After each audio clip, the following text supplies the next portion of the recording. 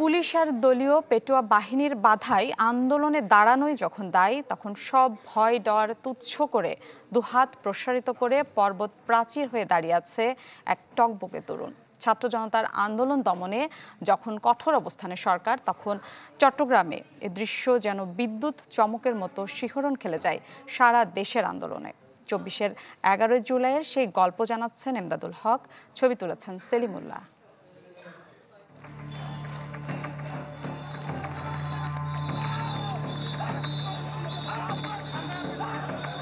উত্তাল রাজপথ, রক্তচক্ষুর সামনে অসীম সাহসে বুক চিতিয়ে দাঁড়ানো এক তরুণ। ১১ জুলাই ২০২৪ বিকেল, চট্টগ্রামে বৈষম্য বিরোধী ছাত্র আন্দোলনের তৎকালীন সহসমন্বয়ক খান তালাত মাহমুদ রাফির এই দ্রোহ জাগানিয়া মুহূর্তটি সেদিন হয়ে উঠেছিল আন্দোলনের প্রথম ট্রেডমার্ক ছবি। আন্দোলন সংগ্রামের সেই উত্তাল দিনগুলোতে চট্টগ্রামে সামনে থেকে যে কয়েকজন নেতৃত্ব দিয়েছেন তার অন্যতম খান তালাত মাহমুদ রাফি। জুলাই অভ্যুত্থানের ১ বছর পূর্তিতে চট্টগ্রামের অন্যতম আন্দোলন স্পট এই ১৬০০ রেল স্টেশনে দাঁড়িয়ে আমরা কথা বলবো রাফির সাথে। রাফি, সেই আন্দোলনের দিনগুলোতে আমরা যেটি দেখেছি, যেই ভিডিওটি সবচেয়ে বেশি আলোচিত হয়েছে, পুলিশের বাধার মুখেও তাদের সামনে বুক চিতিয়ে দাঁড়ানো, সেটা নিয়ে একটু আমরা জানতে চাই যে কোন প্রেক্ষাপটে সে অবস্থাটি তৈরি হয়েছিল। আমরা হালকা দৌড়ে দৌড়ে মিছিল নিয়ে ২ নম্বরের দিকে মুভ করছিলাম। দেখি যে সামনে থেকে পুলিশ, পিছন থেকেও পুলিশ, মানে সামনে থেকে পুলিশ আমাদেরকে অ্যাটাক করতেছে লাঠিচার্জ করার জন্য, অ্যান্ড পিছন থেকেও আমাদেরকে পুলিশ অ্যাটাক দিচ্ছে। আমরা মাঝখানে পড়ে যাই। এক পর্যায়ে দেখা যায় আমার পেছনে আর কেউ নাই। তখন আমার নিজের মাঝে একটা দ্বিধাদ্বন্দ্ব তৈরি হলো যে আসলে আমি দাঁড়াবো নাকি চলে যাবো। আর যদি আজকে চলে যাই তাহলে হয়তো বা আর কেউ ভয়ে চট্টগ্রামের রাজপথে নামবে না। তখন দুটা নাই পরে গিয়ে আমি ভাবলাম যে না, দাঁড়ালাম। যে আমি ভেবেছিলাম যে হয়তো আমাকে গুলি করবে, শ্যুট করবে।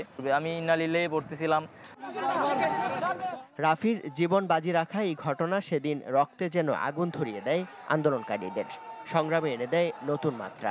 আমার কাছে মনে হয় যে নট অনলি চট্টগ্রাম, পুরা বাংলাদেশে এই জুলাই অভ্যুত্থানে একটা প্রথম টার্নিং পয়েন্ট ছিল ১১ জুলাই। কারণ ১১ জুলাই পূর্ববর্তী সময়গুলোতে যদি আপনি মানুষের উপস্থিতি দেখেন আর ১১ জুলাই পরবর্তী সময়গুলোতে যদি মানুষের উপস্থিতি দেখেন, এটা বিশাল একটা পার্থক্য। আন্দোলন করতে গিয়ে পুরো জুলাইয়ে রাফিকে এভাবে গুলির মুখ থেকে ফিরতে হয়েছে কয়েকবার, কিন্তু ফিরতে পারেননি ওয়াসিম, শান্তরা। তার চোখের সামনেই ঝরেছে তাজা প্রাণ। যখন আমরা মুরাদপুরে জমায়েত হই, তখন আবার এই ১৬০০ স্টেশন থেকে আমাদেরকে মুরাদপুরে অ্যাটাক করা হয় ছাত্রলীগের সন্ত্রাসী প্লাস পুলিশ এবং ছাত্রলীগের সমন্বয়ে সেই অ্যাটাকটা করা হয়। তখন আমার সামনে শহীদ ওয়াসিম আকরাম বুলেট বিদ্ধ হয়। যে প্রত্যাশা নিয়ে এই অভ্যুত্থান ১ বছর পরে এসে কতটা পূরণ হলো তা আমার কাছে মনে হয় যে ৫ তারিখের পরে সবচেয়ে বড় আমাদের অ্যাচিভমেন্ট হচ্ছে যে আমরা এখন কথা বলতে পারছি। আবার যেন নতুন করে কেউ ফেসিবাদ কায়েম করতে না পারে, আবার যেন নতুন কোনো স্বৈরাচারের উত্থান না হয়।